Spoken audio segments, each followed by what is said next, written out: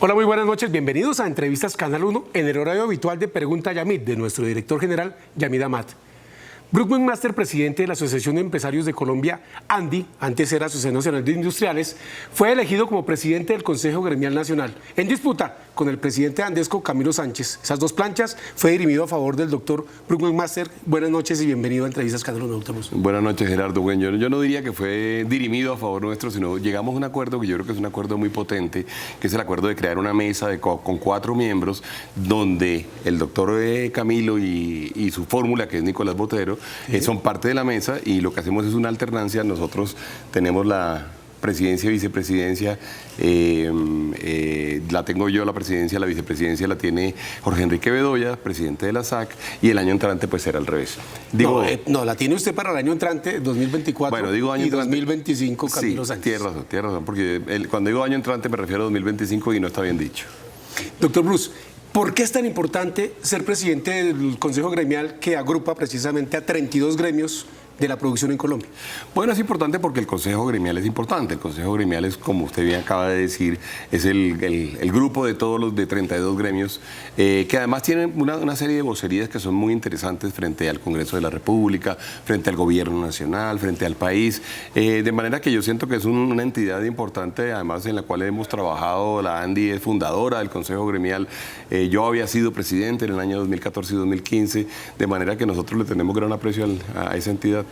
Doctor Bruce, con su elección envían los gremios un mensaje al gobierno nacional. Usted ha estado en franca confrontación, no pelea, que es muy distinto a la confrontación, a la discusión y al debate, con las reformas que plantea el gobierno Petro. ¿Es un mensaje que le envía al Consejo Gremial de como una voz más firme que la del doctor Camilo Sánchez? No, yo le diría que ni siquiera confrontación. Como usted dijo, no es ni pelea ni confrontación. Nosotros lo que hemos hecho realmente es hacer una vocería transparente alrededor de las opiniones que tenemos nosotros, especialmente frente a algunas reformas en donde hemos tenido, sin duda alguna, opiniones distintas. Yo soy un gran defensor del debate democrático. El debate democrático entendido como la capacidad que tenga un país realmente de poder decir sus cosas, decirlas todas, debatir y llegar a la mejor solución. A veces en Colombia creemos que debatir es pelear. Debatir no es pelear. Correcto. A veces creemos que debatir es hacer oposición. No es hacer oposición. Debatir es debatir. Y la democracia, yo le diría que el sustento realmente, el ADN de la democracia es el debate. Entonces nosotros somos sin duda alguna unos defensores de eso. Yo creo que eso construye mucha civilidad, construye una sociedad potente, construye una sociedad con capacidades además de producir más y más y más democracia. Y por eso es que lo hemos hecho. Entonces yo creo que no es un mensaje realmente al gobierno, es sobre todo un mensaje a nosotros mismos de unidad. Es un mensaje en donde dijimos... ¿Qué fue lo que logró el acuerdo? ¿Qué fue lo que logró el acuerdo? Exactamente. Fue lo que dijimos, podemos y debemos actuar juntos. Si estamos juntos somos más potentes, si estamos juntos probablemente hacemos mejores propuestas, si estamos juntos hacemos un debate más argumentado, pero también con mayor representatividad. Y en ese orden de ideas, yo lo que le diría es que es sobre todo un gran triunfo para la institucionalidad, un gran triunfo. Yo estoy realmente muy, muy contento con eso. No obstante, doctor Bruce, el presidente Gustavo Petro ha sido muy duro, incluso con adjetivos, contra los empresarios y contra los gremios de que usted representa. Sí, yo creo que yo se lo he pedido al presidente que no lo haga. Creo que no ganamos mucho, creo que inclusive su gobierno, digamos, es un gobierno más poderoso, más potente, si le llega más a la gente y si produce mayores consensos. Yo creo que ahí hay una herramienta que él puede producir y que puede utilizar y que seguramente le va a servir a toda Colombia. Yo me he atrevido a decirle inclusive a él directamente, yo, presidente, creo que en un momento dado sería mejor sentarnos y conversar. Sentarnos y hablar. Doctor Bruce, vamos a las reformas que están haciendo tránsito en el Congreso de la República. Sí. La de salud fue aprobada por la Cámara de Representantes, 2 debates, el año entrante pasa a Senado, y la laboral, a la que ustedes se oponían abierta y francamente en los debates, en las exposiciones, con documentos, con ponencias, sí, fue objeto de aprobación de 16 de sus 97 artículos en la víspera, y también será retomada por la Cámara, Comisión Séptima, en febrero del año entrante. Sí. Ese balance que usted hace, lo aprobado hasta el momento, ¿cuál es? Pues nosotros no hemos estado de acuerdo, digamos, con la reforma, que usted bien lo sabe, y la razón principal ha sido, o ha estado relacionada, digamos, con su potencial efecto sobre el empleo. Usted se acuerda, no sé si tiene en su mente... El documento del Banco de la República. El documento del Banco de la República. De los riesgos de 450.000 empleos. Uno era ese, luego nosotros hicimos uno también que lo hicieron en la Universidad de Medellín, que lo hizo el profesor Jesús Botero, se lo encargamos, montamos un modelo especial de equilibrio general. En ese se estaba hablando de que había un riesgo entre 350.000 y 700.000 empleos que se iban a perder. Y las razones por las cuales se identifica, digamos, la pérdida de empleos o la pérdida de empleos formales también, porque uno puede tener ahí una interpretación como la hizo el ministro de Hacienda, recordará usted en la Comisión Séptima, cuando decía que probablemente no eran pérdidas de empleo, sino que se iban a la informalidad.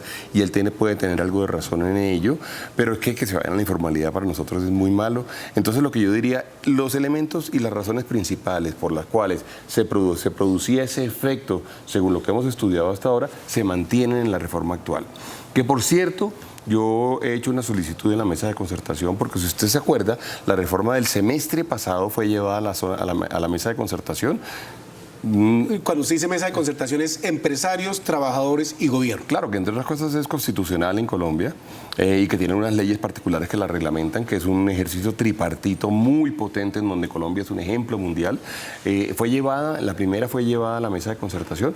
No llegamos a varios acuerdos, pero habíamos llegado a 50 acuerdos sobre 51 artículos que luego fueron modificados y bueno, sobre eso hay una historia. Y se armó mucho más debate y por eso el Congreso no le dio trámite. Entre otras cosas, correcto. Esta no fue llevada a la Comisión de Concertación. Entonces, ahora que nos sentamos a hablar de salario mínimo en la Comisión de Concertación el 28 de noviembre, lo primero que nosotros le dijimos a la ministra que nosotros aspirábamos a que esa reforma fuera llevada ya.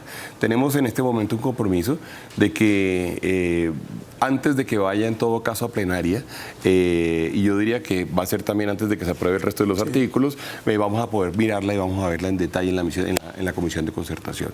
Nos preocupa el tema del empleo, nos preocupa el tema de la informalidad, nos preocupa que además la reforma no se encarga de crear nuevo empleo, no se encarga de crear condiciones para que haya mayor formalidad. ¿Y por qué yo diría que tiene que incluirlo?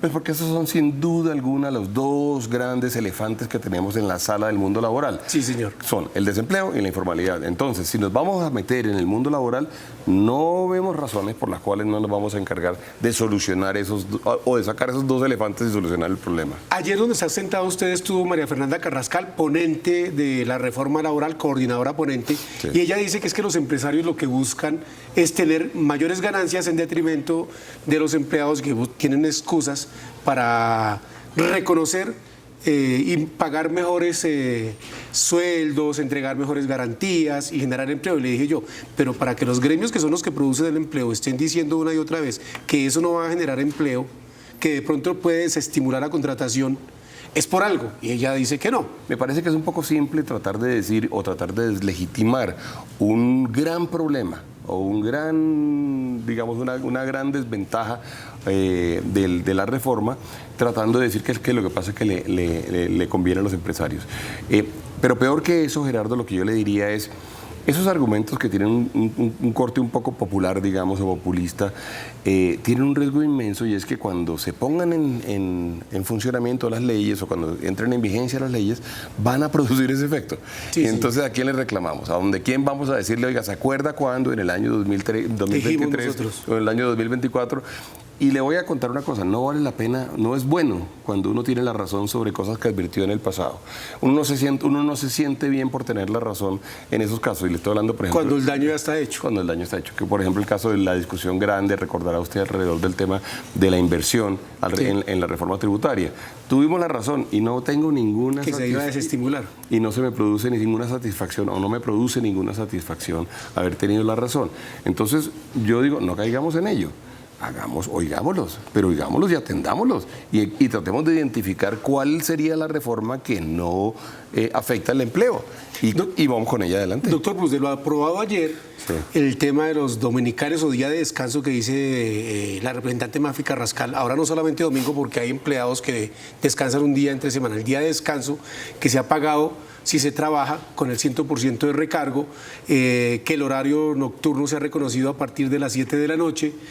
¿Qué le implica a un empresario, por ejemplo, que tiene 20 empleados nominalmente? Esa discusión me parece que ni siquiera es una discusión la más profunda para dar, Gerardo. Y le voy a decir, desde el punto de vista de las empresas grandes, de las empresas, digamos, grandes empleadoras, esa no es la mayor de las preocupaciones. Las preocupaciones están en otras cosas, están en temas como la estabilidad reforzada, en temas como lo complejo que puede ser eventualmente hacer la terminación de contratos de trabajo, en el tema de algunas razones para que haya una huelga, por ejemplo, las cosas más colectivas. Lo primero no era colectivo, y lo segundo, lo que le iba a mencionar en este momento, y usted tiene una mente acelerada y me lo leyó, lo siguiente que le iba a mencionar sí era lo colectivo. Pero, por ejemplo, el tema de la estabilidad reforzada o el tema de las capacidades de terminar contratos de trabajo, eso es derecho individual. Y el colectivo tiene algunas cosas que son complejas, por ejemplo, algunos eventuales derechos para que, por ejemplo, haya huelga sin fin, sin término. Hoy en día en Colombia pues tiene un término máximo de días y eso obliga a que haya un acuerdo, pero si no tiene una huelga que no tiene, digamos, fin, pues vamos a tener un problema. O huelgas, por ejemplo, que pueden darse por razones que... En empresas de servicios públicos. Las de servicios públicos, le iba a mencionar otras que son las huelgas por razones que ni siquiera tienen que ver con la empresa, sino que tienen que ver con razones sociales, por ejemplo, o porque somos solidarios con lo que está pasando en otro sector. ¿Y cómo es eso? Pues eso es lo que dice ella, que puede haber razones por ejemplo, de protesta ambiental para hacer una huelga, o puede haber razones de solidaridad con otros sindicatos para hacer una huelga. Esas razones, pues a nosotros nos parecen que pueden terminar generando una distorsión muy, muy grande.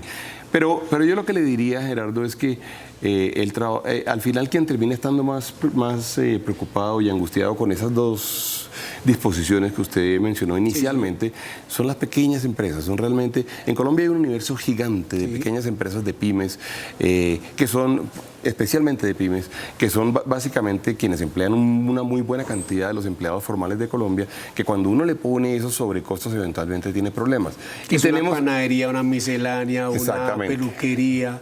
Exactamente, y en particular tenemos un tema especialmente complejo usted ha mencionado varias, pero para todas esas empresas que eventualmente trabajan cuando la gente sale de sus trabajos. Entonces va a ser el mercado, o a la panadería a comprar el pan, o a un centro comercial, o inclusive, pues por supuesto, los restaurantes, o los sitios de comidas rápidas, o el mundo de la hotelería. Para ellos eso es muy, muy pesado. Regresamos a Entrevistas Canal 1. Nuestro invitado de hoy, el presidente de la ANDI, y a partir de enero, presidente del Consejo Gremial Nacional, que agrupa a 32 gremios de la producción en nuestro país, Bruce McMaster. Doctor Bruce, estábamos hablando del tema de por qué no han llevado, le iba a preguntar antes de comerciales, propuesta a ustedes a la mesa de concertación sobre el salario mínimo. Le voy a decir por qué, Gerardo.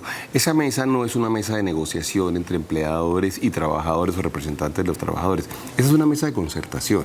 Esa es una mesa que tienen que hacer, en nuestra opinión, un ejercicio distinto, que es el de buscar el mejor equilibrio para decisiones que son complejas, como es el caso de la decisión del salario mínimo.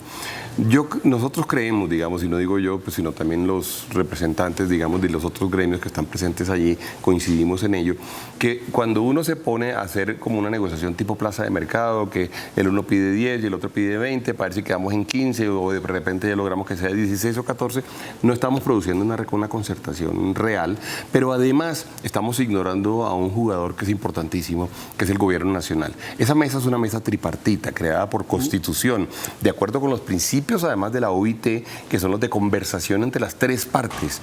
Entonces nosotros nos hemos tomado más bien el trabajo de hacer muchas reuniones bilaterales con trabajadores, con representantes de trabajadores, representantes de los pensionados, el gobierno nacional, y vemos cómo vamos acercando las posiciones. El año pasado logramos una solución bastante buena, es decir, sorprendente. Para entrar en esa puja, perdón, doctor Bruce, el año pasado llegaron a un acuerdo y ustedes no llevaron propuesta, pero para evitar una puja de, como usted dice, en plaza de mercado, no va a haber propuesta que refleje o sea espejo del 18% que propusieron los sindicatos.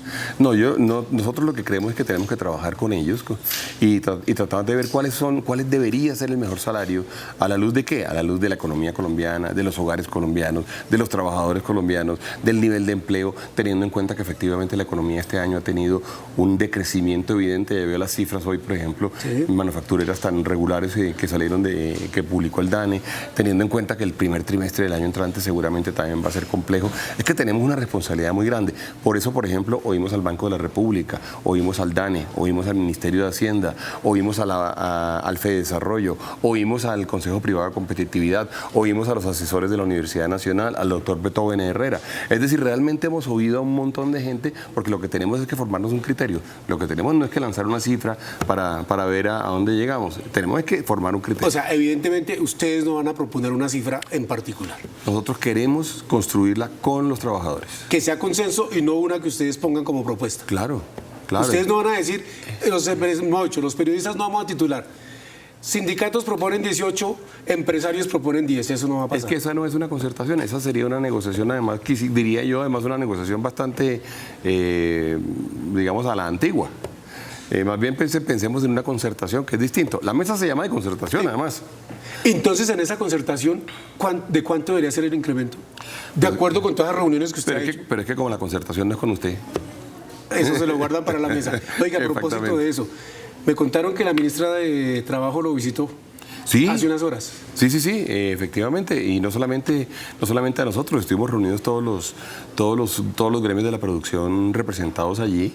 Y además nos contó que se iba a reunir con los representantes de los trabajadores hoy y con los representantes de las centrales de los pensionados también. Yo creo que en eso ella puede ser un actor de acercamiento muy interesante. Pero el gobierno, cuando usted dice el gobierno juega un papel muy importante, no es de árbitro. ¿Es de qué en esa mesa de concertación? Es que el gobierno tiene su gran responsabilidad, sí que es el empleo, sí que es la inflación, sí que es el gasto público. Entonces el gobierno además es un jugador, digamos, muy importante en la mesa, que además también tendrá unos resultados u otros de acuerdo con la decisión que se tome.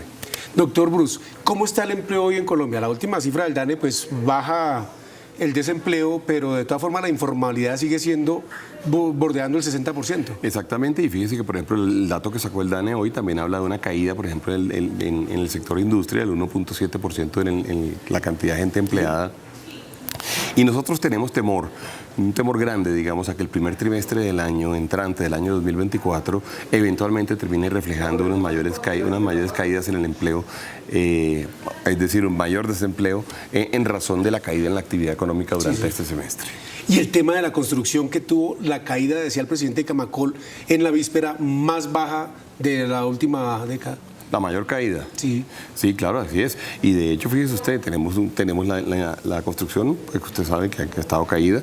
Hemos tenido también la infraestructura y las obras públicas y la inversión, Gerardo. Hemos tenido una caída en inversión muy, muy marcada. Probablemente como resultado en parte por lo que sucedió con la reforma tributaria del año pasado. Pero esa inversión, digamos, es la que eventualmente nos va a sacar, si se presenta, si la logramos, si no estamos en cifras negativas como el menos 11%, que fue el último dato que nos dieron, es la que nos va a sacar, digamos, de los niveles de desempleo que tenemos hoy en día. Y el tema del crecimiento económico del país, ¿usted cree que puede en 2024 haber una recesión? Yo no pensaría que va a haber recesión, pero sí creo que está en cifras muy bajas en este momento, cifras alrededor del 1%. El Banco de la República algo nos dijo de eso, el Ministerio de Hacienda también en esta mesa de concertación también nos dijo lo mismo. Por eso es que tenemos que actuar pronto, porque de lo contrario vamos a tener un año bastante regular. Y además porque se ha ido corrigiendo la tasa de crecimiento para 2023 a la baja. Exactamente, y vamos a tener los efectos de la no inversión de este año se nos van a reflejar en el año entrante. Hay bastantes cosas.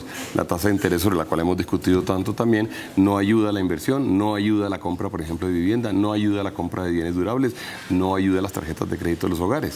Entonces ahí tenemos, digamos, varios factores que están sobre la mesa que son, digamos, por lo menos alertas. Hablemos de la reforma a la salud que hace tránsito en la Cámara de Representantes y un capítulo especial que ustedes tienen en Cámara de Medicamentos en la ANDI. El ministro dijo que iba a intervenir el mercado para bajar ciertos medicamentos. ¿Eso cómo afecta la industria? Nos tenemos que cuidar siempre porque las intervenciones de precios en los mercados, por ejemplo, tienen el inmenso riesgo de producir desabastecimiento. En particular, si nosotros nos encontramos con que los medicamentos, por ejemplo, los producidos fuera de Colombia, eventualmente no tienen, digamos, un precio que eventualmente los productores internacionales consideren por lo menos atractivo para poder vender en Colombia, pues podemos caer en un riesgo grande de desabastecimiento que no queremos. La intervención de los mercados tiene el inmenso riesgo de que puede producir primero desabastecimiento y después puede producir otra cosa que es peor aún, que es mercados negros. Y eso ha pasado en todas partes del mundo cuando uno interviene en algunos mercados. Y la industria farmacéutica es muy poderosa en el mundo. Sí, pero más allá de eso, yo lo que le diría es que cualquier mercado intervenido es un mercado con unas distorsiones tan grandes que corremos el riesgo de caer en una de las dos o en las dos simultáneamente.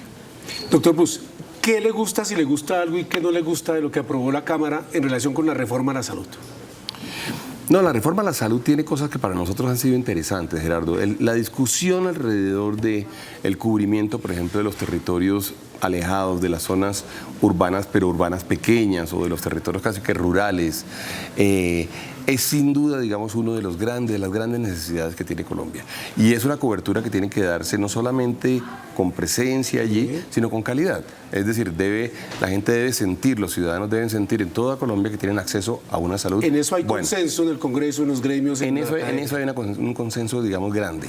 El esfuerzo en el cual el presidente y el ministro Guillermo Alfonso han hecho tanto énfasis, que sería el esfuerzo de poder trabajar en la salud preventiva, sin duda, es una de las tareas grandes que tenemos. Esa sería una gran inversión. Eso valdría un montón de dinero. Eso valdría un montón de dinero y bueno, y salvaría vidas y alargaría la expectativa de vida de toda la población colombiana. Es un esfuerzo que hay que hacer. También puede ser que produzca ahorros al sistema de salud, como está dicho en alguno de los modelos económicos del Ministerio de Hacienda, pero digamos, eso toma mucho tiempo, pero lo más importante es que tenemos que actuar hoy previniendo, digamos, realmente las condiciones de salud de los colombianos. En eso de acuerdo. ¿Y lo que no le gusta? Bueno, y lo que no nos gusta a nosotros es que desaparece, por ejemplo, todo el sistema de aseguramiento. Con las EPS que pasan a ser gestoras. En el sentido estricto de la palabra. Sí, y no hay un sistema de aseguramiento nuevo. Entonces, ¿qué pasa? La pregunta al final es, si no tengo un sistema de aseguramiento, entonces eso significa que el Estado va a cubrir absolutamente todo. Nadie le asegura al Estado que va a dar la cobertura de salud a los ciudadanos. Entonces, ¿cuánto va a costar? Nadie sabe cuánto va a costar. No tenemos hasta ahora el aval fiscal. Tenemos también algunas discusiones importantes alrededor de las tarifas, alrededor de quién contrata a todo el mundo. Usted sabe, Gerardo, recuerde que alguna vez lo hablábamos, que el sistema de salud en Colombia tiene cerca de 800 millones de transacciones anuales. Sí. ¿Quién va a hacer eso? ¿Cómo lo va a hacer? ¿Una sola entidad lo va a hacer? ¿Qué es lo que en eso tienen experticia y todos los implementos tecnológicos y los sistemas, las EPS para hacerlo? Y son varias EPS, que además ninguna de ellas individualmente lo puede hacer. Lo pueden hacer todas juntas, que son cerca de 30, pero una sola no lo va a poder hacer. Hay que hacer un montón de pagos, hay que manejar una gran cantidad de recursos. Y luego también nos tiene preocupado algo que no es realmente solo de la reforma, sino es como de la realidad actual del sistema de salud, que es la estabilización financiera del sistema. Nosotros hemos pedido que se pueda montar junto con el gobierno, nosotros estamos dispuestos a trabajar. ¿Auditoría? No, es un sistema de estabilización del sector salud, que es como parecidísimo al que usted ¿Al Fondo de Estabilización de Combustibles o cómo es eso? No, muy parecido, por ejemplo, a lo que hace Fogafín o lo que haría un Fogafín, por ejemplo, en el sector financiero. Tener como un sistema de estabilización. Cuando haya problemas con los flujos, uno cómo hace para asegurar que efectivamente a todos los hospitales les llega la plata, a todos los proveedores de medicamentos, a todas las ambulancias, a los laboratorios, en fin, a los médicos, a las personas les pagan sus salarios. Eso, tenerlo claro, es absolutamente importante, necesario. Doctor Bruce, aprovecho para preguntar, ¿el continente de los países resignados? ¿Colombia es un país resignado? Ese es el libro que usted puso, El continente de los países resignados, hace unos días, lo presentó. Sí. ¿Y qué nos trae ese libro? No, ese libro realmente es como un llamado de atención a toda América Latina, un poco en la idea de que ningún país de América Latina realmente se la ha jugado por hacer todo para ser un país desarrollado. Entonces, como que parecería que estamos resignados a que vamos a ser un país del segundo mundo o un país subdesarrollado o un país en vías de desarrollo siempre. Entonces, lo que digo yo es, ¿podemos ser un país desarrollado? Yo sí creo, pero tenemos que tomar una cantidad de decisiones muy importantes muy pronto, en los próximos 20 años. Para lograr sacarlo adelante, incluyendo decisiones que tienen que ver con la libertad ciudadana de poder movilizarse, la de saber que no somos un país violento, la de saber que tenemos democracia profunda, la de saber que las campañas políticas no están impregnadas de dineros sucios, la de saber que el clientelismo no es el que toma las decisiones en el Congreso. Yo lo que hago es un llamado más bien estructural, no tiene nada que ver con la coyuntura en Colombia.